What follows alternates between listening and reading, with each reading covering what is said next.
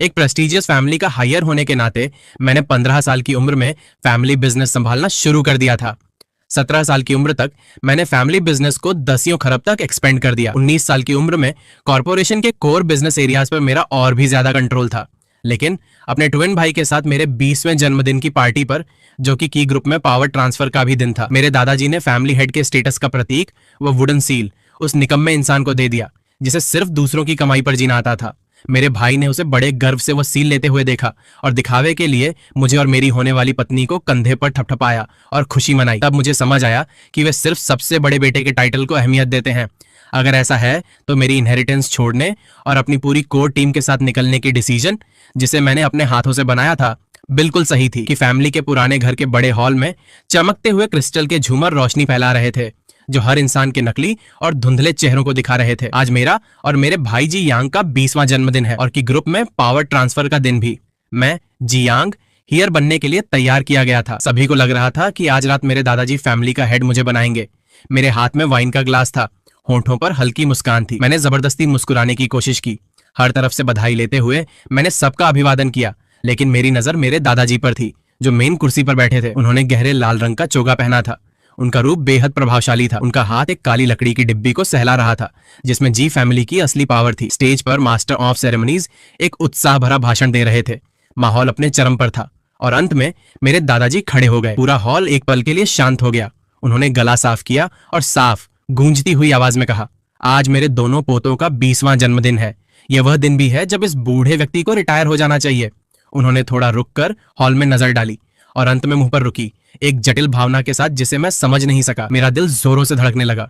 हमारी जी फैमिली के रूल्स के अनुसार फैमिली हेड की पोजीशन बड़े पोते को दी जाएगी। मेरा दिल बैठ गया। मेरा बड़ा भाई जी यांग और मैं जुड़वा हैं।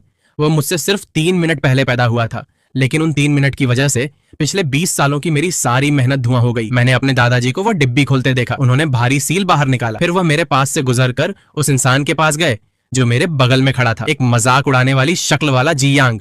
जी यांग, आज से तुम जी फैमिली के हेड हो, जी ग्रुप के चेयरमैन। याद रखना, तुम सबसे बड़े पोते हो, तुम्हें यह जिम्मेदारी उठानी होगी। जी यांग एक पल के लिए दंग रह गया, फिर उसके चेहरे पर बेहद खुशी दिखाई दी। उसने जल्दी से वह सील झपट लिया। शुक्रिया दादाजी, मैं जरूर सफल हो जाऊंगा। पूरा हॉल शांत हो गया। सबकी नजरें स्पॉटलाइट्स की तरह मुंह पर टिक गईं। वहां हमदर्दी, ताना और यहां तक कि दूसरों की बर्बादी पर खुशी भी थी। मेरा चेहरा कठोर हो गया। अब उस नकली मुस्कान को बनाए रखना मुश्किल था। इसी पल मेरे दिमाग में एक आवाज गूंजी, हाँ, मैं जीत गया। मैंने कहा था ना, माँ की कोख से 3 मिनट पहले निकला हूँ। क्राउन प्रिंस की किस्मत यही है। इस बूजीयान ने इतनी पढ़ाई की, इतने प्रोजेक्ट्स पर काम किया, खुद को मार डाला और अंत में वह सिर्फ मेरे लिए एक बैकड्रॉप है। ये इतना अच्छा लगा कि मैंने अचानक जी यांग को देखा। वह सील पकड़े हुए था। उसका चेहरा जीत की खुशी और अहंकार से चमक रहा था। उसने इसे बिल्कुल नहीं छुपाया, लेकिन उसने कहा, छोटे भाई, मुझे भविष्य में तुम्हारी बहुत मदद की जरूरत पड़ेगी। हम भाई हैं जो साथ में काम कर रहे हैं। वह आवाज उसके असली विचार थे। मुझे कभी नहीं पता था कि मैं उसके दिमाग की बातें सुन सकता हूँ। शायद उस पल के अपमान और गुस्से ने किसी छुपी हुई शक्ति को जगा दिया था।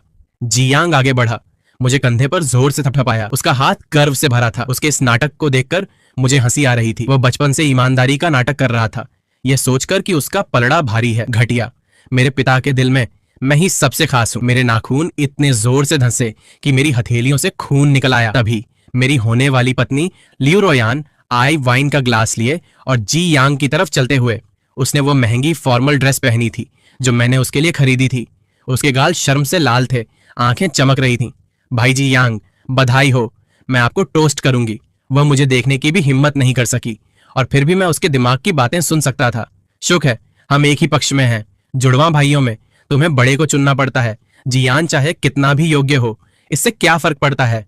जी फैमिली जैसी ट्रेडिशनल फैमिली में हियरार्की को सबसे ऊपर रखा जाता है। मैं जानता था, किस्मत से मैंने गलत पक्ष नहीं चुना। बाद में मैकी ग्रुप की चेयरमैन्स वाइफ बनूंगी तो ऐसा था। ये पता चला कि उनकी नजरों में मेरी सारी वैल्यू उन 3 फिजल मिनट से भी कम थी। So called rules, so called परंपरा सिर्फ बहाने थे उनके लिए नाकाम को बचाने और काबिल को दबाने के लिए। मैंने जी यांग को वो वाइन पीते देखा जो लियो रुआन ने दी थी, यहाँ तक कि धीरे से उसके हाथ को अपनी उंगलियों से सहलाया। मैंने अपने दादाजी को संतुष्टि के साथ दाढ़ी सहलाते देखा, जैसे उन्होंने सबसे बुद्धिमानी का फैसला लिया हो। मैंने अपने रिश्तेदारों को जी यांग को घेरते देखा, उस पर तारीफों की बौछार करते हुए।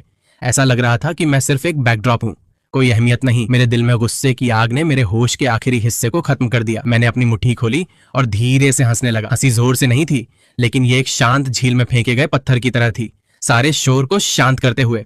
मैंने अपने हाथ में शादी का इनविटेशन पकड़ा और स्टेज पर आगे बढ़ा। स्पॉटलाइट्स एक बार फिर मुझ पर थी। मैंने जानबूझकर बड़े भाई शब्दों पर जोर दिया। दादाजी सही थे कि फैमिली के अपने रूल्स हैं। दादाजी ने संतुष्टि में सर हिलाया। जैसा कि तुम जानते हो, अगर तुम दिल से अपने बड़े भाई को थैंक यू बोलोगे तो बेनिफिट्स की कमी नहीं होगी। जी यांग ने ऐसा चेहरा बनाया जैसे वो कोई नाटक देख रहा हो। नाटक करते रहो, देखते हैं तुम कब तक एक्टिंग कर सकते हो। मैंने हॉल में नजर डाली। मेरी आवाज साफ और मजबूत थी। अगर की फैमिली बड़े बेटे के रूल्स को इतना वैल्यू देती है तो चीजें वैसे ही होनी चाहिए। मैं जियान सबके सामने घोषित करता हूं कि मैं अपनी इनहेरिटेंस के अधिकार छोड़ता हूं और कि ग्रुप से विड्रॉ करता हूं। मेरे शब्दों पर पूरा हॉल, जो शांत था, खड़ा हो गया, मेरी तरफ उंगली दिखाते हुए गुस्से में कांप रहा था। तुमने क्या कहा, तुम बास्टर्ड? मैंने भीड़ को नजरअंदाज किया और आगे कहा, इसके अलावा मैंने ही फाउंड किया और मैं हर चीज का पूरा इंचार्ज हूं। स्टार्टअप प्रोजेक्ट का कोर, सारा प्रोजेक्ट डेटा, कस्टमर रिसोर्सेज और आने वाले 3 सालों का डेवलपमेंट प्लान सब मेरा पर्सनल इंटेलेक्चुअल प्रॉपर्टी है, तो ये नेचुरल है कि मैं उन्हें अपने साथ ले जाऊं। ये कहने के बाद मैंने एमसी को हटाया और वहां से निकलने के लिए मुड़ गया। जैसे ही मैं जियांग के पास से गुजरा, मैंने उसके दिमाग के घबराहट भरे विचार सुने। क्या वह लोगों को ले जाना चाहता है? ये किस तरह का प्रोजेक्ट लॉन्च है? क्या ये कंपनी प्रोजेक्ट नहीं है? नहीं, मैं उसे जाने नहीं दे सकता। उसने मुझे रोकने की कोशिश की, लेकिन मैंने सिर्फ एक ठंडी नजर डाली। जनाब, कृपया थोड़ी मर्यादा रखिए। मेरे पीछे हॉल के एक और हिस्से में सूट में एक नौजवान खड़ा हो गया। वह मेरा सबसे काबिल असिस्टेंट है, लिंजू। उसने कुर्सी से अपनी जैकेट उठाई और पीछे बैठे 2 टेबल्स के लोगों से शांत स्वर में कहा, मिस्टर की जा चुके हैं, हम यहाँ क्या कर रहे हैं? अपना सामान पैक करो, कल नई जगह रिपोर्ट करो। समझ गए। उन 2 टेबल्स से 20 से ज्यादा लोगों ने एक साथ खड़े होकर मेरा साथ दिया। वे जी ग्रुप के टेक्निकल डिपार्टमेंट से थे, मार्केटिंग और प्रोजेक्ट डिपार्टमेंट्स के सभी कोर पर्सनल के साथ। उन्होंने बिना पीछे मुड़े सीधे दरवाजे तक मेरा अनुसरण किया। पूरा हॉल मौत जैसी शांति में डूब गया। सिर्फ मेरा निकम्मा बड़ा भाई बचा, अपने हाथ में गरम सील पकड़े हुए, और मेरे दादाजी का उतरा हुआ चेहरा। मैं की फैमिली के पुराने घर के बड़े दरवाजे से बाहर निकला। रात की हवा हल्की ठंडक लिए हॉल से आ रही इत्र की घटिया महक को उड़ा ले गई। लिंजो ने मुझे छेज किया, बुदबुदाते हुए जैकेट मेरे कंधों पर डाल दी। मिस्टर की गाड़ी तैयार है। मैंने सर हिलाया और पीछे की सीट पर बैठ गया। कोर टीम के 20 से ज्यादा सदस्यों ने भी पीछे आ रही गाड़ियों में जगह ली। किसी ने एक भी फालतू सवाल नहीं पूछा। उन्होंने सिर्फ अपने काम से अपना पक्ष जाहिर किया। ये सभी लोग पर्सनली मेरे द्वारा यूनिवर्सिटी से भर्ती किए गए थे और मेरे लीडरशिप में हमने साथ में अनगिनत रातें जागकर बिताई थी, अनगिनत कठिनाइयां पार की थी और एक दूसरे पर विश्वास बनाया था। हमने बहुत पहले ही उस रिश्ते को पार कर लिया था जिसमें सिर्फ सुपीरियर सबऑर्डिनेट का संबंध होता है। गाड़ी इस पॉश इलाके से तेजी से निकल गई। मैंने पीछे देखने वाले शीशे में कीगागुजे को छोटा होते देखा, वह जगह जिसे मैं कभी घर मानता था। तभी मेरा फोन लगातार बजने लगा। मेरे दादाजी का फोन था। मैंने फोन काट दिया और नंबर तुरंत ब्लॉक कर दिया। उसके तुरंत बाद जी यांग ने कॉल किया। मैंने आंसर का बटन दबाया। क्या तुम पागल हो? अभी के अभी वापस यहाँ आओ। जी यांग, मैं क्या कह रहा हूँ उस पर ध्यान दो। हम अब भाई नहीं हैं, हम सिर्फ ऑर्डिनरी बिजनेस राइवल्स हैं। तुम्हें क्या लगता है तुम मेरे राइवल बन सकते हो? डोंट फॉरगेट, तुम जो पैसा अपने बैंक अकाउंट में खर्च करते हो वह सब जी फैमिली का है। मैं तुम्हें बता रहा हूं, तुम जानते हो मैंने दादाजी से तुम्हारे सारे कार्ड्स फ्रीज करने को कहा है। देखते हैं तुम उन लोगों को कैसे सपोर्ट करोगे।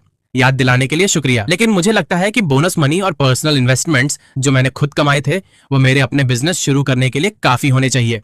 कहने के बाद मैंने फोन काट दिया। जियांग नहीं जानता था कि 18 साल की उम्र से मैं प्रोजेक्ट बोनस और पर्सनल इन्वेस्टमेंट्स का उपयोग करके काफी स्टार्टअप कैपिटल जमा कर रहा था। मैंने कभी अपनी उम्मीद दूसरों पर, यहां तक कि रिश्तेदारों पर भी नहीं रखी। तथ्यों ने साबित किया कि मैं सही था। बहुत जल्द लियू रोयान ने भी कॉल किया। परेशान मत हो, मैं जानती हूं तुम अभी बहुत दुखी हो, लेकिन दादाजी बूढ़े हैं, तुम उन्हें इस तरह गुस्सा नहीं कर सकते। घर जाओ और उनसे माफी मांगो। अभी भी मामला सुधारने का मौका है। सुधारने का मौका? लियू रोयान, जब उसने पहले जियांग को टोस्ट किया था तब उसने ऐसा नहीं सोचा था। फोन के दूसरे छोर पर वह अचानक शांत हो गई। क्या मैंने तनाव कम करने में मदद करने के लिए ऐसा नहीं किया? तुम जानते हो, तुम मेरे दिल में हो। सच में, तो अब तुम अपने दिल के इंसान को अपने नए घर के लिए बदल सकती हो। घर का मालिक की फैमिली से है। यहाँ बात खत्म करते हैं। मैंने फोन काट दिया और उसका नंबर ब्लैकलिस्ट में डाल दिया। फाइनली शांति है। लिंजो ने फ्रंट सीट से मुझे टैबलेट पकड़ाया। एक नजर डालिए, ये वह है जो हमारी टीम ने लॉन्च प्रोजेक्ट के बारे में तैयार करने के लिए पूरी रात मेहनत की है। आगे के कदम और हमारी नई कंपनी के लिए रजिस्ट्रेशन प्रोसेस, कृपया एक नजर डालिए। मैंने टैबलेट लिया, उस पर लिखे ढेर सारे डेटा को देखा। मेरा दिल जो धोखे से ठंडा हो गया था अब थोड़ी गर्मी महसूस कर रहा था। कंपनी का नाम शिनकी टेक्नोलॉजी रखते हैं। लिंजो की आंखें चमक उठी। ये एक शानदार नाम है, एक नई शुरुआत। हमने पूरी रात जागकर एक पूरा फ्लोर रेंट पर लिया, सिटी सेंटर में एक ऑफिस बिल्डिंग। अगली सुबह जबकि ग्रुप के एम्प्लॉइज ने देखा कि इंजीनियरिंग और मार्केटिंग डिपार्टमेंट्स के मुख्य लोग गायब हो गए हैं, पूरी कंपनी में हड़कंप मच गया। जी यांग चेयरमैन के ऑफिस में बैठा था। डिपार्टमेंट हेड्स की अर्जेंट रिपोर्ट्स को सुनकर मेरा सर दर्द कर रहा था। क्या फोंक हुआ कंपनी के साथ कोलैबोरेटिव प्रोजेक्ट? फाइनल वर्जन आज ही जमा करना है। इंचार्ज व्यक्ति कहाँ है? वह कल जी यान के साथ चला गया। तो सिटी के पश्चिम में रियल एस्टेट प्रोजेक्ट के ऑनलाइन प्रमोशन का क्या? ये अगले हफ्ते लॉन्च होने वाला है। मैं इस प्रोजेक्ट के लिए इंतजार कर रहा हूँ। मार्केटिंग डिपार्टमेंट के डायरेक्टर ली वह भी चले गए कि ग्रुप में मेरे द्वारा लगाए गए पुराने कॉन्टैक्ट्स के जरिए मैं मीटिंग में हो रही हर चीज पर नजर रख रहा था। ये नखरे और एहसान फरामोश लोग, जियान ने उन्हें क्या जादू या नशे की दवा दी है? उन्हें जाने दो। अगर लोग नहीं है तो भी दुनिया चलेगी। मेरे लिए नए लोग हायर करो। मेरे लिए उन्हें भर्ती करने के लिए बहुत पैसा खर्च करो, बहुत जल्द। कि ग्रुप के एचआर डिपार्टमेंट ने बाजार से लोगों को भर्ती करना शुरू किया, लेकिन उन्हें जल्द ही एहसास हुआ कि जो लोग सच में काबिल थे, जी यान द्वारा छोड़े गए मुसीबत को संभालने के बारे में सुनकर सब ने मना कर दिया। हर कोई जानता था कि प्रोजेक्ट जी यान द्वारा शुरू किया गया था, जिसने उसके अंदर तकनीकी रुकावटों और मार्केट नेटवर्क को अकेले बनाया था। उसकी कोर टीम के अलावा बाहर के लोग इसे समझ नहीं सकते थे। 3 दिन बाद कोर टीम के जाने और की प्रोजेक्ट्स के रुकने की खबर से की ग्रुप का स्टॉक प्राइस 10% गिर गया। जी यांग का डेब्यू नाकाम रहा और नई की टेक्नोलॉजी ऑफिशियली स्थापित हो चुकी थी। तान की टेक्नोलॉजी के ओपनिंग डे पर कोई बड़ा फंक्शन नहीं था। बस हमारे 20 से ज्यादा फाउंडिंग एम्प्लॉइज ने हमारे नए ऑफिस में शैंपेन की बोतल खोली। सबने पहले की ग्रुप को अपना सब कुछ दिया था। आज से हम अपना भविष्य खुद बनाएंगे। हर कोई जोश से भरा था। उनकी आंखों में उम्मीद थी। वे सब टेक्नोलॉजी और मार्केट में पायनियर्स थे कि ग्रुप के कठोर मैनेजमेंट सिस्टम से आजाद हो गए थे। उनकी रचनात्मकता बाहर आ गई थी। पहली चीज जो हमने की वह स्टार्टअप प्रोजेक्ट का कोर प्रोडक्ट, एक पूरी तरह से नया स्मार्ट होम कंट्रोल सिस्टम, उसे बेहतर और अपग्रेड करना था और अर्ली मार्केट लॉन्च के लिए तैयार होना था। यह प्रोडक्ट पहले की ग्रुप के लिए साल के दूसरे हिस्से का मुख्य प्रोजेक्ट था। अब यह तान की टेक्नोलॉजी का हथियार बनेगा मार्केट में पहली जीत के लिए। इस बीच की ग्रुप पूरी तरह से बिखरा हुआ है। वे सो कॉल्ड एक्सपर्ट्स, जिन्हें की धुओंग ने महंगी सैलरी पर भर्ती किया था, प्रोजेक्ट के लॉन्च और छूटे हुए कोड के सामने पूरी तरह से हेल्पलेस है। ट्रेनिंग सेशन के दौरान उन्होंने जी यांग के साथ जोर जोर से बहस की। सीधा कहूं तो पुरानी टीम जो कोड छोड़कर गई है वह कचरा है। ये बेहद खराब और कमर्शियली बेकार है। सही है, इसका लॉजिक ही गलत है। हम सलाह देते हैं कि हम इसे तोड़ दें और शुरू से शुरू करें। इंटरनल लाइन पर सुनाई दे रही रिकॉर्डिंग को सुनकर मैं हंसने से खुद को रोक नहीं सका। वे समझ नहीं रहे थे, इसलिए उन्होंने झूठा इल्जाम लगाया कि यह कचरा है, और फिर भी उस निकम्मे जी यांग ने इसे पूरी तरह से मान लिया। यह पता चला कि जी यान ने सिर्फ इस मुसीबत के साथ खेलने में आधा दिन बिताया और उन्होंने इसे खजाना माना। ठीक है, तोड़ दो और शुरू से शुरू करो। मैं उन्हें दिखाऊंगा कि असली जीनियस कौन है।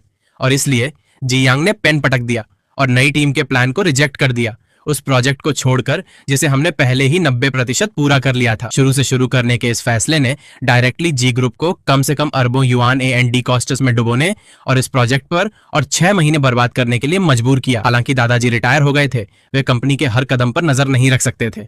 उन्होंने जी यांग को जी फैमिली के पुराने घर वापस बुलाया और अच्छी खासी फटकार लगाई। तुम पागल इंसान, क्या तुम जानते हो कि पुरानी इमारत तोड़ना ही इकलौता रास्ता है? इसका क्या मतलब है? इसका मतलब है पिछले 6 महीने का सारा इन्वेस्टमेंट कैपिटल बर्बाद हो गया है। जी यांग ने जिद करते हुए बहस की। दादाजी, नए एक्सपर्ट्स ने पहले ही कहा है, जी यान सिर्फ एक चमकदार लेकिन बेकार फैसाड़ छोड़ गया है।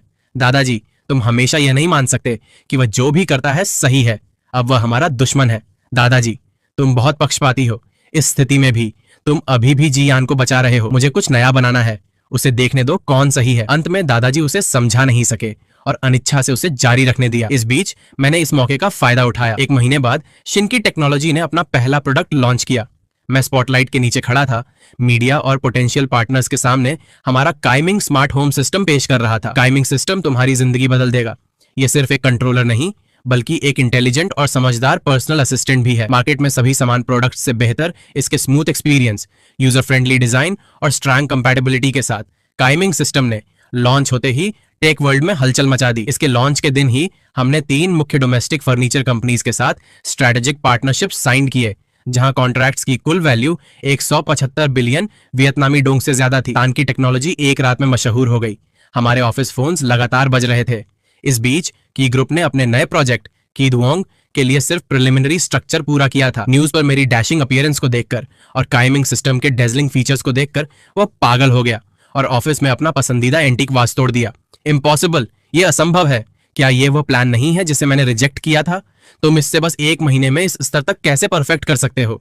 फाइनली उसे एहसास हुआ कि वह उन सो कॉल्ड एक्सपर्ट्स द्वारा धोखा खा गया था। जिसे वह कचरा समझता था, वो असल में एक सोने की खान थी जो पूरे मार्केट को पलट सकती थी। लेकिन उसने खुद ही सोने को कचरे में फेंक दिया कि ग्रुप का स्टॉक प्राइस एक बार फिर गिर गया। बोर्ड ऑफ डायरेक्टर्स में बूढ़े शेयर होल्डर्स, दादाजी के समर्थक शिकायत करने लगे। चेयरमैन ने देखा कि इसका कितना शोर मच गया है। जैसे ही जी यान गया, कंपनी और उसके नए बिजनेस सेगमेंट्स डूबने के कगार पर थे। अब वे हमारे प्रोजेक्ट का उपयोग करके हमारा कंपटीटर बन रहे हैं। ये किस तरह की स्थिति है? दादाजी चेयरमैन की कुर्सी में बैठे थे। उनका चेहरा इतना सख्त था कि उसे देखकर डर लग जाए। वह गद्दार बेटा जी यान ने अपने पंख फैला लिए हैं और मुझे ही काटने की हिम्मत की है। वह नहीं जानता कि यह सिर्फ शुरुआत है। काइमिंग सिस्टम की कामयाबी ने शिनकी टेक्नोलॉजी को इंडस्ट्री में मजबूती से स्थापित होने में मदद की है। हमने इस कामयाबी का फायदा उठाया, तेजी से अपना मार्केट बढ़ाया। सिर्फ 3 महीने में हमने डोमेस्टिक स्मार्ट होम मार्केट पर कब्जा कर लिया, हाई एंड सेगमेंट का 30% हिस्सा पकड़े हुए, और कंपनी की वैल्यूएशन बहुत बढ़ गई। इस बीच वेन की ग्रुप अनुभवहीन कठिनाइयां फेस कर रहा है।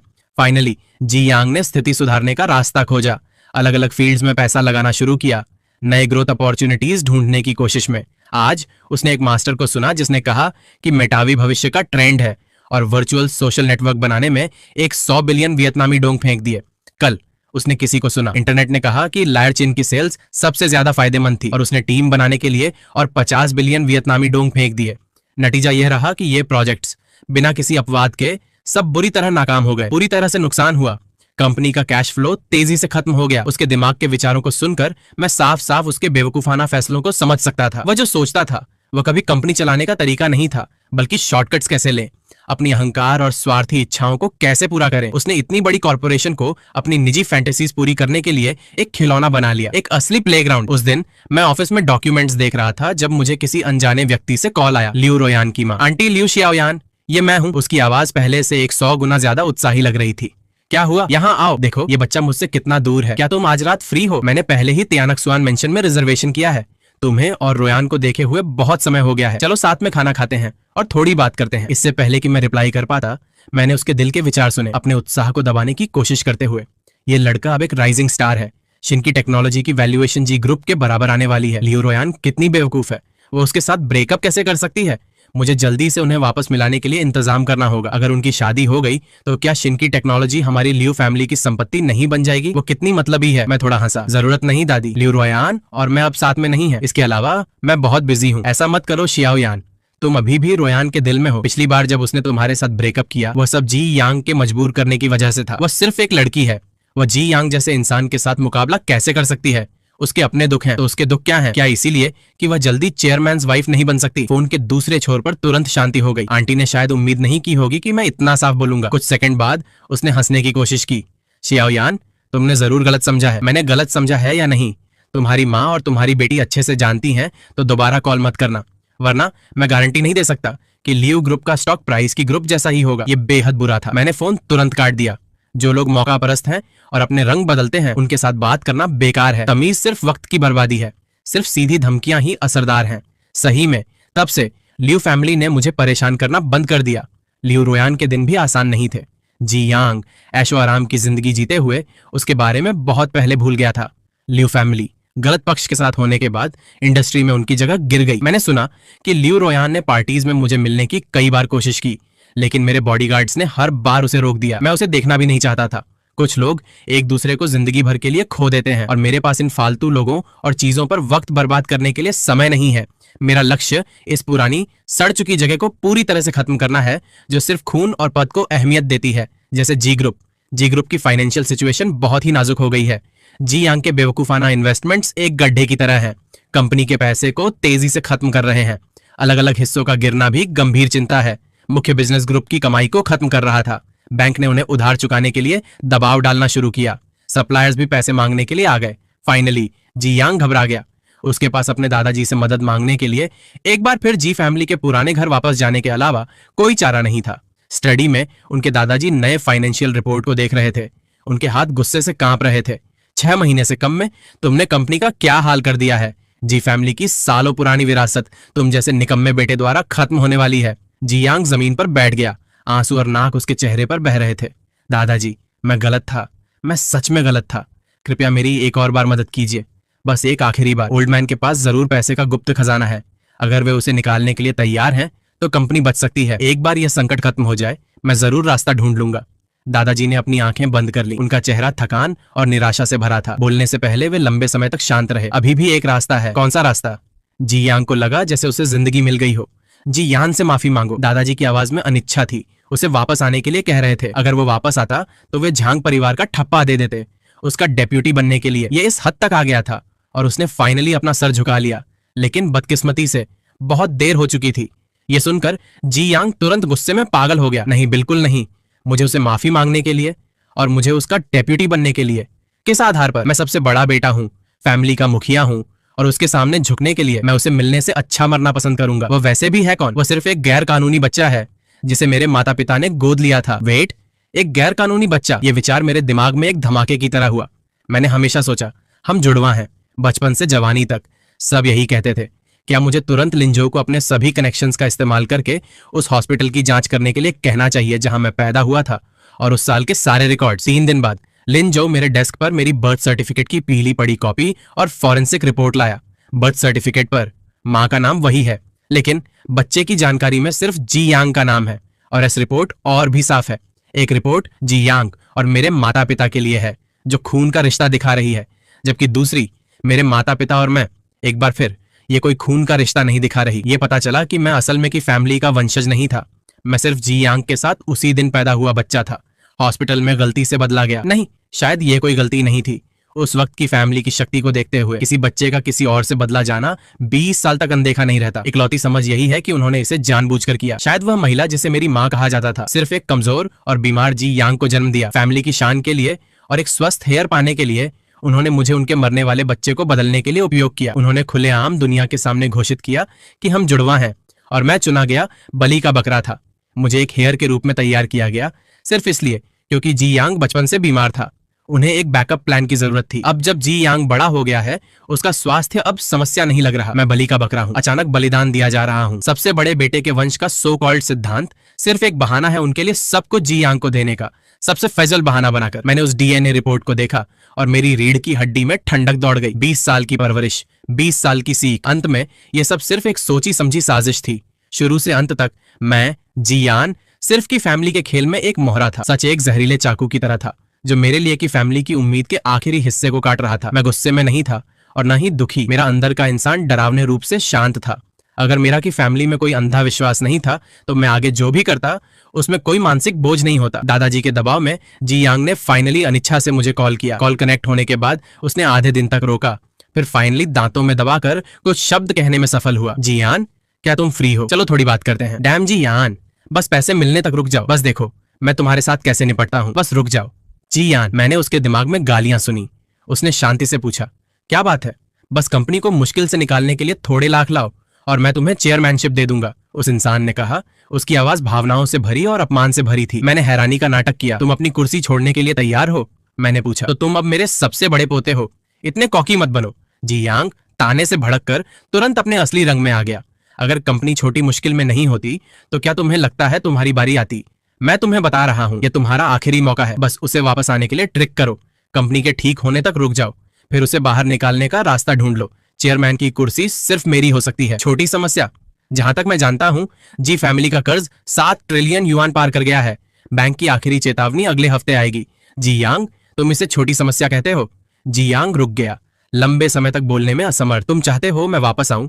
ठीक है, मैं अपना रवैया बदलूंगा। मेरी शर्त यह है कि तुम एक जनरल शेयर होल्डर्स मीटिंग बुलाओ और फाइनेंशियल मीडिया को आने के लिए निमंत्रित करो। तुम्हें और तुम्हारे दादाजी को सबके सामने फैमिली हेड का ठप्पा पेश करना होगा और चेयरमैन से पहले मुझे ऑथराइजेशन लेटर देना होगा। इसके अलावा तुम्हें मेरे पिछले फैसले के लिए सबके सामने माफी मांगनी होगी। तुम सपने देख रहे हो कि धूंग चिल्लाया। तुम चाहते हो हम तुमसे माफी मांगे? तुम्हें क्या लगता है तुम कौन हो? कहने के लिए और कुछ नहीं है। मेरे पास अभी भी की ग्रुप के बैंक्रप्सी लिक्विडेशन के लिए तैयार होने के लिए 1 हफ्ता है। कहने के बाद मैंने फोन काट दिया। मैं जानता था वे ऐसा करेंगे। मेरे दादाजी के गर्व और इज्जत को सबसे ऊपर रखते हुए वे कभी भी अपने हाथों में बैंक्रप्सी की घोषणा को बिजनेस वर्ल्ड में मजाक का विषय नहीं बनने देंगे। बिल्कुल जैसा मैंने सोचा था। 2 दिन बाद मेरे दादाजी ने पर्सनली मुझे कॉल किया। उनकी आवाज बूढ़ी और थकी हुई थी। उसमें वो रोब नहीं था जो पहले था। उन्होंने अजीब तरीके से कहा, हमने तुम्हारी शर्तें मान ली हैं। कंपनी शुक्रवार को अपनी शेयर होल्डर्स मीटिंग रखेगी। वापस आओ और देखते हैं तुम अब कितनी मुसीबत खड़ी कर सकते हो। उनके गणित को सुनकर मेरे होंठों पर ठंडी मुस्कान आ गई कि फैमिली का खून सच में फजल है। छठा, मैं समय पर वहां होऊंगा। ये खबर बिजनेस वर्ल्ड में तेजी से फैल गई। सबको लगा ये एक बड़ा मोड़ है। लिनवेई के वक्त के आदेश लेने के बाद भाई फाइनली एक हो गए और फैमिली मिल गई। वे सब इंतजार कर रहे थे कि मैं स्थिति को कैसे सुधारूंगा, कि ग्रुप को डूबने से कैसे बचाऊंगा। लेकिन वे नहीं जानते थे मैं बचाने के लिए नहीं बल्कि उसे अंतिम विदाई देने के लिए वापस आया हूं। शुक्रवार को कि ग्रुप के हेडक्वार्टर में मैं काला सूट पहनकर अंदर गया, बॉडीगार्ड्स की एक टीम के साथ। वह जाना पहचाना मीटिंग का कमरा कॉर्पोरेशन के शेयर होल्डर्स और रिपोर्टर्स से भरा था जो खबर सुनकर दौड़े चले आए थे। लाइट्स लगातार चमक रही थी। चेयरमैन की कुर्सी में मेरे दादाजी बैठे थे। उनका चेहरा उतरा हुआ था। उनके बगल में जी यांग था। उसकी आंखें लाल और सूजी हुई थीं। चेहरा नफरत से भरा था। मैं सीधे टेबल के दूसरे छोर पर गया और उस कुर्सी पर बैठ गया जो आमतौर पर चेयरमैन की होती थी। सब वहां थे। चलो शुरू करते हैं, मैंने ठंडे स्वर में कहा। मेरे दादाजी ने मेरी तरफ देखा। उनकी आंखें जटिल भावनाओं से भरी थीं। उन्होंने दुल्हन की घूंघट उठाई। उनकी आवाज बैठी हुई थी। हम आज एक वजह से यहाँ हैं। मेरे पुराने फैसलों में गलती और जी यांग के अनुभव की कमी की वजह से कंपनी बुरी स्थिति में पहुंच गई है। उन्होंने एक पल के लिए रोका। ऐसा लग रहा था जैसे वे बेहद मुश्किल फैसला ले रहे हों। मेरे और बोर्ड ऑफ डायरेक्टर्स के चर्चा करने के बाद हमने एकमत से फैसला किया कि जी यान को वापस बुलाएं। जी ग्रुप का चेयरमैन का पद संभाल कर उनके पास कंपनी के सभी मामलों पर पूरा अधिकार था। ये कहते हुए उन्होंने सैंडलवुड का ठप्पा और टेबल पर रखे डॉक्यूमेंट्स का एक ढेर उठाया। कांपते हुए जब वे खड़े हुए और मेरी तरफ आने के लिए तैयार हुए, मीडिया कैमरा सभी इस पल पर टिके थे। सबको लगा यह शक्ति का हस्तांतरण है, एक मिलन की शुरुआत है। रुको, मैंने एक बार फिर बोला। सबने मुझे शक की नजर से देखा। मैंने अपने ब्रीफ केस से डॉक्यूमेंट्स का ढेर लिया। मैंने लिन जो को वहां मौजूद हर शेयर होल्डर और रिपोर्टर को देने के लिए कहा। अपॉइंटमेंट डिसीजन लेने से पहले मैं सबको कुछ दिखाना चाहता था। दादाजी और जी यांग ने भी कॉपी ली। जब उन्होंने साफ तौर पर शीर्षक में पेरेंटल टेस्ट रिपोर्ट के बड़े शब्द देखे, उनके चेहरे तुरंत सफेद पड़ गए। उसे कैसे पता चला? नामुमकिन, सिर्फ मैं और उसकी माँ इसके बारे में जानती थी। दादाजी का दिल डर और अविश्वास से भरा था। ये क्या है? वो क्या करना चाहती है? जी यांग हैरान और बेचैन दिख रहा था। मैंने उन्हें संभलने का वक्त नहीं दिया और तुरंत मैजिक वॉन्ड उठा लिया। Ladies and gentleman, Zee family में वापस स्वागत होने से पहले मैं एक सच्चाई साफ करना चाहता हूं जो पिछले 20 सालों से छुपी हुई थी। मैं जी यान बिल्कुल भी जी फैमिली का वंशज नहीं हूं। मेरे हाथ में रिपोर्ट डीएनए टेस्ट रिपोर्ट है जिसका उपयोग मेरे और दूसरों के खिलाफ किया गया है। वे लोग जिन्हें मेरे माता पिता कहा जाता है। रिपोर्ट दिखाती है कि हमारे बीच कोई खून का रिश्ता नहीं है। एक और डॉक्यूमेंट वह है जो मैंने 20 साल पहले इंग्लैंड के नंबर 1 हॉस्पिटल में निजी चैनल्स के जरिए प्राप्त किया था। ये निकल गया बर्थ रिकॉर्ड है। रिकॉर्ड दिखाता है कि आज से 20 साल पहले मिसेस की ने सिर्फ एक बच्चे को जन्म दिया था। वह जी यांग है। मेरी आवाज जोर से नहीं थी, लेकिन यह मीटिंग रूम में एक धमाके की तरह थी। सभी शेयर होल्डर्स, सभी रिपोर्टर्स दंग रह गए। एक चौंका देने वाला राज, ये आज की सबसे बड़ी खबर है। मेरे दादाजी ने मेरी तरफ उंगली दिखाई। उनके होंठ कांप रहे थे। एक शब्द बोलने में असमर्थ। तुम मुझे बदनाम कर रहे हो। क्या मैं तुम्हें बदनाम कर रहा हूं? मुझे लगता है तुम अपने दिल में बेहतर जानते हो। 20 साल पहले सबने देखा कि जी यांग कमजोर और बीमार था। डर था कि अगर वह मर गया तो जी फैमिली के पास वंश आगे बढ़ाने के लिए कोई नहीं होगा। तो तुम हॉस्पिटल से एक स्वस्थ बच्चा घर लाए और फिर दुनिया को घोषित किया कि हम जुड़वा हैं। सही, मैं वह बच्चा हूं जिसे तुमने बैकअप की धुओं की परछाई ट्रीट किया, जिसे तुमने पिछले 20 सालों से परवरिश की। मैंने खूब पढ़ाई की, मैंने जी तोड़ मेहनत की, मैंने की ग्रुप के लिए कीमत बनाई, तुम्हारे लिए। तुम्हें क्या लगता है मैं तुम्हारे मोहरे के रूप में अभी भी कुछ काम का हूं? मेरे 20वें जन्मदिन तक तुम्हें लगता है जी यांग फैमिली बिजनेस संभालने के लिए काफी स्वस्थ है, फिर तुम मुझे बाहर निकाल देते हो। तुम्हें क्या लगता है मैं एक कुत्ते की तरह वापस आऊंगा तुम्हें बचाने के लिए अपनी दुम हिलाते हुए? मेरे हर शब्द ने मेरे दादाजी के दिल में सीधे चाकू की तरह काम किया। उनका चेहरा सफेद से लाल हो गया, फिर लाल से मुर्दा सफेद। फाइनली उन्होंने अपना सीना पकड़ा और पीछे गिर गए। किसी ने चिल्लाकर उनकी तरफ दौड़ा। मीटिंग रूम में भगदड़ मच गई, लेकिन मैं वहां शांति से खड़ा देख रहा था। मैं खड़ा हुआ, अपना वीसी कॉलर ठीक किया। लेडीज एंड जेंटलमैन, यह सिर्फ एक नाटक है, डरने की कोई जरूरत नहीं है, मैंने कहा। अपनी नजर उन शेयर होल्डर्स पर डाली जो अभी भी शॉक में थे। मैं आज यहाँ इस मुसीबत को संभालने के लिए नहीं, बल्कि इसे खरीदने के लिए आया हूँ। मेरे शब्दों ने तुरंत कमरे में शोर को शांत कर दिया। एक बूढ़े शेयर होल्डर, मेरे दादाजी के पुराने दोस्त भी खड़े हुए, सीधे मेरी तरफ उंगली दिखाई और गाली दी। तुम गद्दार! मेरे दादाजी ने तुम्हें 20 साल तक पाला, क्या तुम उन्हें इस तरह वापस दे रहे हो? अंकल वांग, जो प्रॉफिट्स मैंने तुम्हारे लिए बनाए कि ग्रुप तुमने पहले ही मुझे पिछले 20 साल तक संभालने का खर्चा बहुत ज्यादा कर लिया है। क्या ऐसा नहीं है? सिर्फ एक प्रोजेक्ट ने ग्रुप को 3,500 बिलियन वियतनामी डोंग से ज्यादा का फायदा दिया है। क्या यह कर्ज दोबारा हिसाब करने की जरूरत है? इसके अलावा मैं गद्दार नहीं हूं, मैं सिर्फ एक बिजनेसमैन हूं। बिजनेसमैन सिर्फ फायदे की बात करते हैं। मैंने लामचौ को डॉक्यूमेंट्स का एक और सेट देने का इशारा किया। ये हमारी तान की टेक्नोलॉजी का की ग्रुप को खरीदने का प्रपोजल है। इस बात को ध्यान में रखते हुए कि की ग्रुप पर अभी 7,000 बिलियन वियतनामी डोंग का कर्ज है और बैंक्रप्सी के कगार पर है, हम सिंबॉलिकली 51% की ग्रुप के शेयर्स खरीदने के लिए 3,500 बिलियन वियतनामी डोंग देने के लिए तैयार हैं और उस सारे कर्ज को उठाने के लिए। ऑफ कोर्स बदले में यहां मौजूद शेयर होल्डर्स अपने द्वारा पकड़े गए शेयर्स का उपयोग कर सकते हैं। वे कीमती शेयर्स बेकार कागज बनने वाले हैं, कुछ भी नहीं के लिए बदलने के लिए। हमारी तान की टेक्नोलॉजी कंपनी के ओरिजिनल शेयर्स का सिर्फ 1%। ये शर्त एक बार घोषित होने पर ऑडिटोरियम में हलचल मचा दी। कर्ज में डूबी हुई कंपनी के शेयर्स का उपयोग करना, 10,000 बिलियन वियतनामी डोंग से ज्यादा वैल्यूएशन और ओरिजिनल शेयर्स की तेजी से बढ़ोतरी के बदले में। ये नए तरह की टेक्नोलॉजी कंपनी, ये असल में एक्विजिशन नहीं है, यह साफ तौर पर एक डील है। शेयर होल्डर्स जो कुछ पल पहले नफरत से भरे थे अब दंग हैं। उनके हाथ एक्विजिशन एग्रीमेंट पकड़े हुए हल्का कांप रहे हैं। वे सब बिजनेसमैन हैं, कोई भी पैसा मना नहीं करेगा। वे की ग्रुप की वर्तमान स्थिति को किसी और से बेहतर समझते हैं। बैंक्रप्सी वक्त की सिर्फ एक बात है, मेरी मौजूदगी उन्हें मुसीबत के कगार पर डूबती कश्ती पर कूदने का मौका देने की तरह है। मैं सहमत हूं, एक नौजवान शेयर होल्डर की ग्रुप की इस मुसीबत से खड़ा होने वाला पहला इंसान है। तो जो कोई भी चिंता करना चाहता है चिंता करे। मैं सहमत हूं, अगर पहला है तो दूसरा भी होगा। 5 मिनट से कम में कि फैमिली द्वारा पकड़े गए शेयर्स के अलावा 40% से ज्यादा बाहरी शेयर्स ने मेरे एक्विजिशन एग्रीमेंट के लिए सहमति दे दी थी। उसमें उन शेयर्स को जोड़ते हुए जो मैंने चुप कर जमा किए थे। मैं पहले ही सेकेंडरी मार्केट में की ग्रुप पर पूरा कंट्रोल 51% से ज्यादा पकड़े हुए था। आज से की फैमिली की नाम रखेगी, लेकिन यह की धोंग का की नहीं बल्कि की इंगान का की होगा। डोर से एम्बुलेंस की आवाज आई। पास आते हुए मेडिकल पर्सनल दौड़े आए, बेहोश दादाजी को स्ट्रेचर पर डालते हुए। कि धुओंग पूरी तरह से परेशान पीछे दौड़ रहा था। जैसे ही वो मेरे पास से गुजरा वह रुक गया। उसकी लाल आंखें मुझ पर घूर रही थीं। जियान, तुम शांति से नहीं मरोगे। मैंने उसके दिल की चीखें सुनी। उसने सब कुछ बर्बाद कर दिया। उसने हिम्मत कैसे की? मुझे उसे मारना है, मुझे जरूर उसे मारना है। जियान, जिस पल से तुमने मुझे बेवकूफ की तरह ट्रीट किया, मेरी 20 साल की मेहनत को मजाक ट्रीट किया, यह अंत पहले ही तय था। जो कुछ भी तुमने अब खोया है वह तुम्हारे अपने कामों का नतीजा है। अब तुम्हें खुद कड़वा नतीजा भुगतना होगा। दादाजी का अच्छे से ख्याल रखना। मैं फाइनेंस डिपार्टमेंट को हर महीने तुम्हारे खर्चे ट्रांसफर करने के लिए कह दूंगा। आखिरकार मैं गद्दार नहीं हूं। मैंने जानबूझकर उनके अहंकारी टोन की नकल की जो वे पहले मुझसे किया करते थे। जियांग इतना गुस्से में था कि उसका पूरा शरीर कांप रहा था, लेकिन वह एक शब्द भी नहीं बोल सका। फाइनली सिर्फ एम्बुलेंस को फॉलो करते हुए जो चली गई। मीटिंग रूम में शेयर होल्डर्स ने लामचौ के साथ शेयर स्वैप एग्रीमेंट पर हस्ताक्षर करना शुरू कर दिया था। उनके चेहरे खतरे से बचने पर खुशी से चमक रहे थे। मैं बड़ी खिड़की के पास गया और नीचे शहर की भीड़ को देखा। अब से आज मेरा युग सिर्फ शुरू हुआ है। मेरे दादाजी को स्ट्रोक हुआ और हालांकि वे बच गए, उन्हें गंभीर असर के साथ छोड़ दिया गया है। उनका मुंह टेढ़ा है, आंखें टेढ़ी हैं और वे मुश्किल से बोल सकते हैं।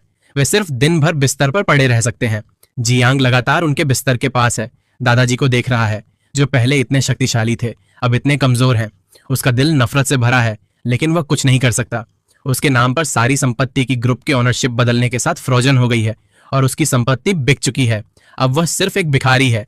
यहां तक कि हॉस्पिटल बिल्स भरने के लिए मेरी भीख की जरूरत है। कि ग्रुप लेने के बाद मैंने पूरा सुधार किया। पहले मैंने उन सबको निकाल दिया जो गलत तरीके से काम करते थे। वे जो अपने दिन चाय पीने, न्यूज़पेपर्स पढ़ने और गाना सुनने में बिताते थे। उनके साथ जो जब जियांग सत्ता में था सिर्फ चमचे और खुद को एक्सपर्ट्स कहते थे। मैंने उन सबको बाहर निकाल दिया। कंपनी रोने की आवाजों से भरी थी। बहुत से लोग जियांग के पास दौड़े रोते हुए। जियांग उनकी गुहार सुनकर सिर्फ लाचार और गुस्से में फील कर सकता था। वह गद्दार जियान, वो हमारे की फैमिली को खत्म करने की कोशिश कर रहा है। वो की कॉर्पोरेशन को पूरी तरह से अफरा तफरी में बदलना चाहता है। ये फैसला करना मुझ पर है। वह सही है। मेरी कंपनी को बेकार लोगों की जरूरत नहीं है।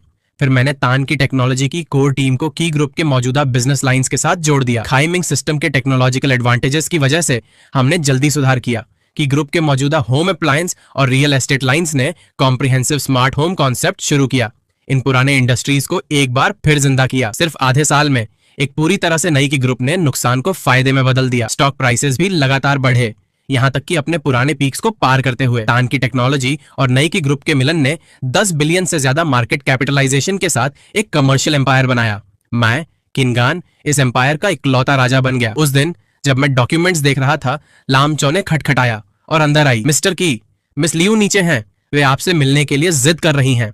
मैं ऊपर नहीं देखना चाहता था और उसे ऊपर आने के लिए कहा। कुछ मिनट बाद लियू रुआन अंदर आई, बहुत थकी हुई दिखते हुए। वह अभी भी पिछले साल की वही पुरानी आउटफिट पहने हुए थी। वह मेरे डेस्क के सामने खड़ी थी, अपना होंठ काट रही थी, दुखी दिखने की कोशिश में, कमजोर और मजबूर। मैंने आखिरी डॉक्यूमेंट साइन करने के बाद ही उसकी तरफ देखा, जैसे वो कोई अजनबी हो। उसने गहरी सांस ली। मैंने सुना अंकल जी बीमार हैं। जी यांग भी अभी मुश्किल समय से गुजर रहा है। भाई यान, मैं जानती हूँ तुम गुस्से में हो, लेकिन उन्होंने तुम्हें 20 साल तक पाला है। हमारे पुराने रिश्ते को ध्यान में रखते हुए क्या तुम जी यांग को एक और मौका दे सकते हो? उसे कंपनी में कुछ भी करने दो। उसकी आवाज कोमल थी, आंखें सच्ची थीं, जैसे वह सच में एक दयालु और सोचने वाली महिला हो। लेकिन जो मैंने सुना वह एक पूरी तरह से अलग तस्वीर थी। उस निकम्मे जी यांग का दिल अब निराश था। जी यान ने सत्ता ले ली थी। जी यान अब असली मजबूत बुनियाद था। मुझे उसके साथ चिपकना था। जब तक मैं काफी सब्र और दया दिखाती, वह जरूर हमारी पुरानी दोस्ती वापस जिंदा कर देता। आदमी, तुम जानते हो, वे सब इस ट्रिक के लिए गिर जाते हैं। एक बार हम वापस मिल जाएं तो जी यान का क्या फर्क पड़ता है? मैं अपनी कुर्सी में पीछे झुका, उसके नाटक का मजा लेते हुए। लियू रोयान, तुम्हारे पास मेरे लिए शर्तें रखने का क्या अधिकार है? लियू रोयान का चेहरा अचानक बदल गया। दूर जाओ। मैं सिर्फ सोचा कि लोगों को एक दूसरे के लिए रास्ता छोड़ देना चाहिए। एक रास्ता? पहले तुमने मुझे बेवकूफ की तरह ट्रीट किया, मुझे अपने पैरों नीचे कुचला। तुमने रास्ता छोड़ने के बारे में क्यों नहीं सोचा? जब तुमने चेयरमैन वाइफ बनने की साजिश करते हुए जी यांग को टोस्ट करने के लिए मुड़ गया, तुमने हमारे बीच थोड़ी सी दोस्ती के बारे में क्यों नहीं सोचा? लियू रोयान मेरे सवाल पर चुप थी। इसके अलावा क्या तुम्हें लगता है मैं तुम्हारे आज के आने का मकसद नहीं जानता? तुम मेरे साथ वापस मिलना चाहती हो, तुम इस $1 बिलियन एम्पायर की मिस्ट्रेस बनना चाहती हो। मेरी आवाज जोर से नहीं थी, लेकिन यह उसे कांपने के लिए काफी थी। उसे मेरे विचार कैसे पता चले? वह इतना सब कुछ कैसे जानती है? उसने मुझे डर में देखा, जैसे मैं मॉन्स्टर हूं। मैं नीचे झुका और उसके कान में फुसफुसाया, अपने उस फिजल विचार को दूर रखो। मेरे लिए तुम पुराने कपड़ों के टुकड़े से भी कम लायक हो। बस यहाँ से निकल जाओ और मेरे सामने कभी मत आना। लियू रुआन का चेहरा कागज की तरह सफेद हो गया। वह कुछ कदम पीछे हटी, फिर फाइनली रोते हुए मेरे ऑफिस से भाग गई। इस तरह के इंसान के लिए एक और नजर देखना भी मेरे वक्त की बर्बादी थी। लियू रोयान के साथ निपटने के बाद मेरी जिंदगी शांति में लौट आई। लेकिन जी यांग सिर्फ उतने से संतुष्ट नहीं था। उसने वह हर महीने के खर्चे लिए जो मैंने उसे भेजे थे और मेरे बारे में झूठी अफवाहें फैलाना शुरू कर दिया, कहते हुए कि मैं गद्दार हूं, अपने पिता को बीमारी की तरफ धकेला है और फैमिली का बिजनेस हड़पने के लिए गलत तरीके अपनाए हैं। कुछ मीडिया आउटलेट्स सच्चाई से अनजान कहानी को व्यूज के लिए मसाला लगाकर दिखाने लगे। अचानक मैं आज के जमाने का सबसे बड़ा गद्दार बन गया। लिंजो ने गुस्से में न्यूज़पेपर मेरी तरफ फेंका। मिस्टर जी और उनकी टोली बहुत आगे बढ़ रही है। क्या हमें लॉयर का वार्निंग लेटर भेजना चाहिए? जरूरत नहीं। मैंने न्यूज़पेपर में डॉक्टरेट फोटो को देखा, जिसे डर और चालाक दिखाने के लिए बदला गया था, और सर हिलाया। उसे मुसीबत खड़ी करने दो, जितना बड़ा उतना अच्छा। मैंने जी यांग के विचार सुने। हाँ, इस पूरी चीज को इतना बड़ा कर दो ताकि हर कोई किनगान का असली चेहरा देख सके। मुझे तुम्हारी इज्जत खत्म करनी है, तब शेयर होल्डर्स जरूर उससे नाखुश होंगे। मेरे पास कंपनी वापस लेने का मौका होगा। नादानी में उसने सोचा, पब्लिक ओपिनियन पैसा हिला सकता है। मैंने उसे नजरअंदाज किया और उसके ऑनलाइन ट्रोलिंग के नाटकों को जारी रखा। उसने अपनी छवि बनाई, एक दुखी बड़ा भाई जिसे छोटे भाई ने धोखा दिया। जैसे ही वह पब्लिक ओपिनियन को चरम पर ला रहा था, मैंने एक मुख्य फाइनेंशियल मैगजीन के साथ एक्सक्लूसिव इंटरव्यू दिया। इंटरव्यू के दौरान मैंने अपने खिलाफ सारे आरोपों में से किसी का खंडन नहीं किया।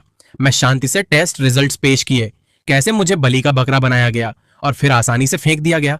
मैंने खुलेआम पूरी सच्चाई बता दी। साथ ही मैंने फाइनेंशियल एविडेंस दिया जो दिखाता है कि कैसे उन छोटे महीनों में जब जी यांग सत्ता में था, उसने बेवकूफाना फैसले लिए जिसके लिए कंपनी को $1 बिलियन से ज्यादा का नुकसान हुआ। जब पूरी सच्चाई ठंडे आंकड़ों और सबूत के साथ सामने आई, पब्लिक ओपिनियन तुरंत बदल गया। जिन लोगों ने पहले जी यांग के लिए हमदर्दी दिखाई थी, अब उनसे नफरत करते थे। एक गद्दार, एक निकम्मा व्यक्ति जो अपने एहसान करने वाले को खत्म करने का सपना देखता था। कोई जिसके पास सारे साधन हैं लेकिन सब कुछ बर्बाद कर देता है। कितना बेकार इंसान। क्यों धोंगहोन, वो मजाक बन गया। लोग उसे देखकर उंगली उठाते थे, यहाँ तक कि जब वह सड़क पर चलता था।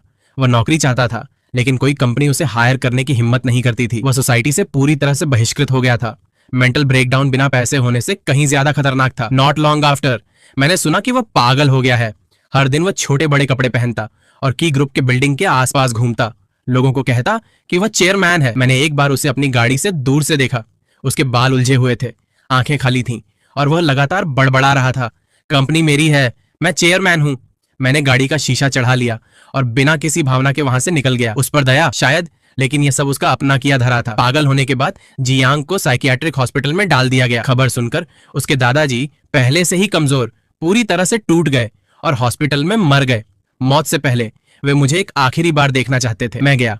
वे बिस्तर पर पड़े थे, इतने कमजोर कि पहचाने नहीं जा रहे थे। जब उन्होंने मुझे देखा, आंसू उनकी धुंधली आंखों से बह रहे थे। उन्होंने मेरा हाथ कस के पकड़ा, बार बार 3 शब्द बड़बड़ाते हुए। शब्द साफ नहीं थे। उन्होंने माफी मांगी और मैं उनके अंतिम शब्द सुन सकता था। वे गलत थे, पूरी तरह से गलत। अगर उन्होंने शुरुआत से मुझे चुना होता तो चीजें इस तरह नहीं होती। उन्होंने मुझे दुख दिया था और उन्होंने अपने पूर्वजों को दुख दिया था। मैंने कुछ नहीं कहा, सिर्फ चुपचाप उन्हें देखता रहा। उनका हाथ गिरने तक मैंने उनकी आंखें बंद कर दी। हर शिकायत, सही और गलत, उनकी मौत के साथ धुआं हो गई। मैंने फ्यूनरल के प्रबंध करने के लिए बड़े पोते का फर्ज निभाया। फ्यूनरल में बहुत कम लोग आए कि फैमिली के रिश्तेदार मेरे द्वारा बाहर निकालने के बाद पहले ही मुझसे नफरत करते थे, तो वे क्यों आते? लियाओ परिवार के लोग हालांकि आए। लियूफू मुझसे बात करना चाहती थी, लेकिन मेरी ठंडी नजर ने उसे पीछे हटने पर मजबूर किया। लियू रोयान भी आई। वो एक कोने में खड़ी थी, मुझे दूर से देख रही थी। उसकी आंखें जटिल भावनाओं से भरी थीं। वो पहले से बहुत दुबली दिख रही थी। मैंने सुना कि लियू जिया नई जगह के साथ चिपकना चाहते हुए उसे उससे 20 साल बड़े गंजे आदमी के साथ शादी करने के लिए तैयार कर रही थी। उसका भविष्य अब मुझे चिंता नहीं देता। फ्यूनरल के बाद मैं लंबे समय तक कब्र के सामने अकेला खड़ा रहा। हवा पेड़ों के बीच से गुजर रही थी, जैसे कुछ कहने की कोशिश कर रही हो। बस हो गया। मेरी जिंदगी के 20 साल एक सपने की तरह थे। चुना जाना, परवरिश होना, छोड़ दिया जाना और फिर मुसीबत से लड़कर वापस आना। अब सब कुछ ठीक हो गया है।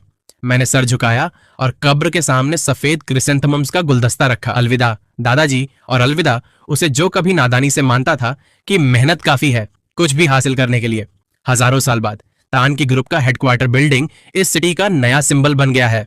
चेयरमैन के रूप में मैं टाइम मैगजीन के कवर पर आया। भविष्य बदलने वाली ताकत के रूप में प्रशंसा की गई। मेरे बगल में नए कॉलीग्स, नए दोस्त हैं। लामचौप बड़ी हो गई है और ग्रुप की सीईओ बन गई है, खुद जिम्मेदारी उठाने के लिए योग्य। साथ में हम बिजनेस मैप बढ़ा रहे हैं, पूरी दुनिया तक पहुंच रहे हैं। कभी कभी मैं पुरानी यादें ताजा करता हूं, उस शानदार जन्मदिन की पार्टी को याद करके, जियांग के गर्व भरे चेहरे को याद करके, लियू रोयान के नकली टोस्ट को याद करके और अपने दादाजी की जटिल नजर को याद करके। इन तस्वीरों ने कभी मुझे दर्द, गुस्सा और नफरत दी थी। अब पीछे देखने पर वे दूर और धुंधली दिखती हैं। मुझे इस दुनिया को दूसरों की आवाज के जरिए जज करने की जरूरत नहीं है। इसके अलावा क्योंकि मैं अपनी किस्मत को संभालने के लिए काफी मजबूत बन गया था, मैं सभी बुरे विचारों को नजरअंदाज कर सकता था। वह विशेष शक्ति धीरे धीरे मेरे मन की शांति के साथ गायब हो गई। शायद उसका इकलौता मकसद जब वो आई थी, मुझे मदद करना था। दुख की उस रात में हर किसी का असली चेहरा देखने में, इससे बेड़ियां तोड़कर नई जिंदगी की तरफ बढ़ने में। उस दिन मैंने चैरिटी पार्टी अटेंड की। पार्टी में मैं किसी अनजाने व्यक्ति से मिला, एक अधेड़ उम्र का आदमी जो मुझसे साफ तौर पर मिलता था। वो एक छोटी टेक्नोलॉजी कंपनी का फाउंडर था, विनम्र लेकिन बेहद योग्य। मुझे देखकर वह लंबे समय तक दंग रह गया, फिर खुद आगे बढ़कर मुझे अपना बिजनेस कार्ड दिया। नमस्ते चेयरमैन जी, मैं जियांग वेनहाई हूँ, मैं तुम्हारा बिजनेस कार्ड लेता हूँ। उसके चेहरे को देखकर मेरे दिमाग में अचानक शक पैदा हुआ। मैंने तुरंत लिनजो को उसकी जानकारी की जांच करने के लिए कहा। रिजल्ट्स ने मेरे शक को सही साबित किया। 21 साल पहले उसकी पत्नी ने इंग्लैंड के नंबर 1 हॉस्पिटल में एक बच्चे को जन्म दिया, लेकिन बच्चा पैदा होने के बाद उसे दिल की गंभीर बीमारी थी। हॉस्पिटल ने उन्हें बताया कि बच्चा 1 साल से ज्यादा जिंदा नहीं रहेगा। उसका पिता तबाह हो गया था, लेकिन गरीबी की वजह से वे महंगा इलाज नहीं कर सकते थे। फाइनली पैदा होने के तीसरे दिन बच्चा मर गया। हॉस्पिटल ने डेथ सर्टिफिकेट जारी किया और वह मेरे की फैमिली द्वारा गोद ले जाने से 1 दिन पहले था। सब कुछ आंसुओं में था।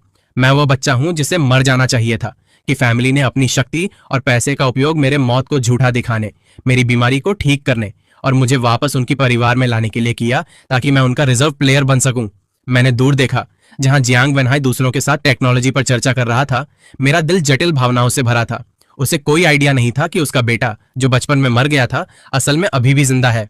इसके अलावा उसका बेटा वह बन गया था जिसे वह शायद अपने जीवन में कभी नहीं पा सकता। मैं उसे मिलने नहीं गया। अतीत खत्म हो गया है। जिद करके इसे दोबारा लाना हम दोनों में से किसी के लिए अच्छा नहीं होगा। मैंने सिर्फ लिन जो को आर्टी ग्रुप के नाम पर उसकी कंपनी में बड़ा इन्वेस्टमेंट करने के लिए कहा, उन्हें तकनीकी रुकावटों को पार करने में मदद करते हुए। इसे एहसान के छोटे कदम की तरह समझो, पिता के प्यार को वापस करने का तरीका जो 20 साल तक देरी से आया था। शाम खत्म होने पर मैं होटल से बाहर निकला। सिटी का रात्रि का नजारा चमकदार था, रोशनी। मैंने तारों भरे आकाश की तरफ देखा। अब से मेरी जिंदगी बेड़ियों और धोखे से आजाद होगी। बस मैं और जो मैं अपने हाथों से बनाता हूं, एक अनंत चमकदार भविष्य।